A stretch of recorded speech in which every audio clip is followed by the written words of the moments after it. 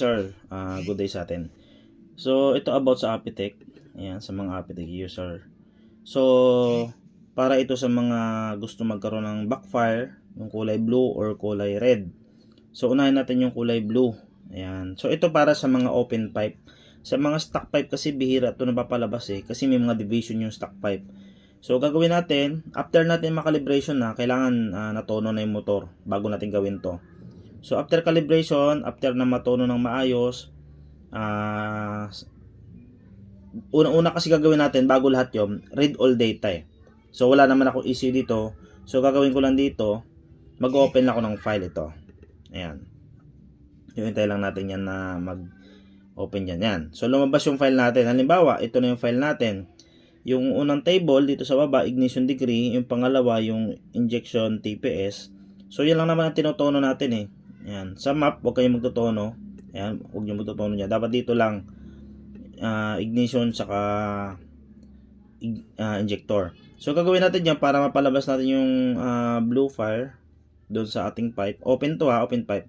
So, hanapin nyo dito yung 7,000 yan, RPM. So, nakalagay dito 7217 or minsan 7 dyan.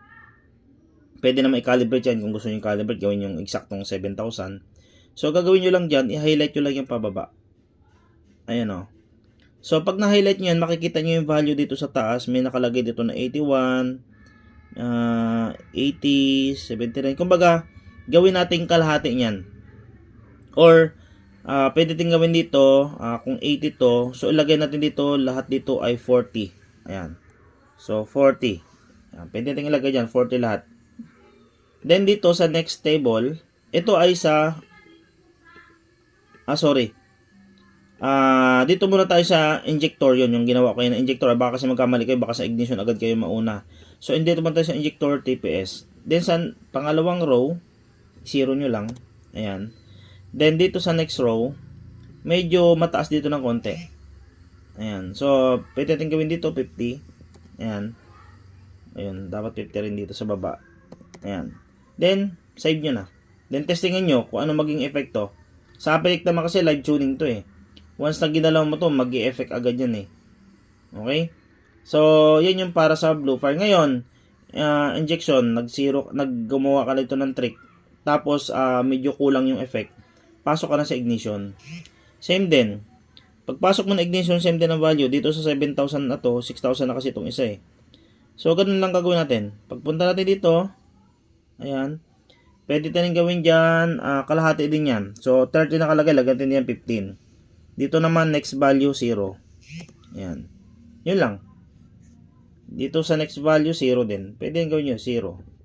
Ayan. Then, testingin nyo na. Yan yung para sa blue fire. Ngayon, para naman doon sa red, yung pula yung lumalabas na apoy. Ganito lang gagawin yun. Open ulit natin. Yan. So, dalawa yan, injection degree, table na to, then injection TPS. So, gagawin naman natin, iba namang style. So, gagawin natin dito, 72%, ayan 72, ito yun 72, ayan, 72. Ayan, hanapin na yung katapat niyan. 7 dapat ang katapat niyan. Ayan, so, tingnan nyo maigi kung nakatapat na sa 72. 72 TPS kasi ito TPS versus RPM dito. So, TPS ay 72. So, dito banda. Ayan. Gagawin natin yan sa katapat ng 7,000. Ito ay injection degree. Gagawin lang natin dyan. Highlight mo lang to. Kaya, highlight mo to lahat na to. Yan, highlight mo lahat yan. Tapos, gawin mo lang yung 0. Okay? Doon naman sa ignition, ganun din. Tapat mo lang din sa 72. Yan, para makita natin kung saan nakatapat. Ayan, so click uli. Ayan. Then 0 lang din. 0 lang din gagawin natin dito. Yan, ganyan lang kabilis. Then, yun na. Pero maganda ito, ilagay nyo to sa mode 2 kasi ang kaganda ng Apitech, meron siyang mode 1 at meron siyang mode 2. Ayan, may mode 1, may mode 2. So, ilagay nyo lang sa mode 2 siguro. Sa mode 1, yun yung nakatono nyo para in case na may biyahe kayo, dapat naka mode 1 or depende kung saan nyo gusto ilagay. Pero, ang pinakaganda kasi dito sa Apitech ito, yung mode 1, yun yung pinakamalakas sa ignition or malakas yung power. Mas maganda yung paggagawa ng file niya. mas aggressive yung mga ignition tsaka yung mga nakalagay na value. Okay, so ganun lang guys. Mag-adjust ng then testing. Update nyo kung anong mangyayari or message na kayo dito sa aking YouTube channel or page kung ano maging epekto. Hindi yan nakakasabog ng makina kasi subok na namin yan. Wala pa sumabog ng makina dyan. So, bukod doon sa mga relay yun nakakasabog. Ito hindi.